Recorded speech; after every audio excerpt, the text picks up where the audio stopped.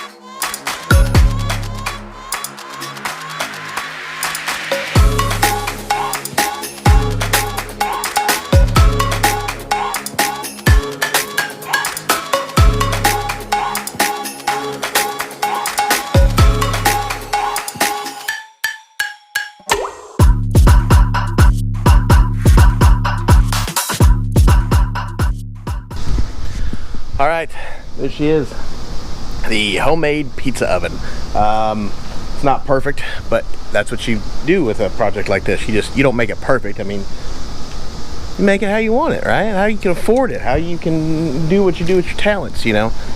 I don't know, I'm just kind of rambling. It's hot, I'm sweating profusely. I've got it done. I've got the thing in the bottom, I've got everything. The only thing I'm missing is this handle. I'm gonna wash that handle and clean it up, and then I'm gonna put the handle on. But other than that, homemade wood-fired pizza oven out of an old Weber. So anyway, that is it. That's it for this video. I appreciate you guys hanging out with me and watching me build this thing and sweat and all that stuff. So anyway, we'll talk to you guys next time. Bye, guys. Peace.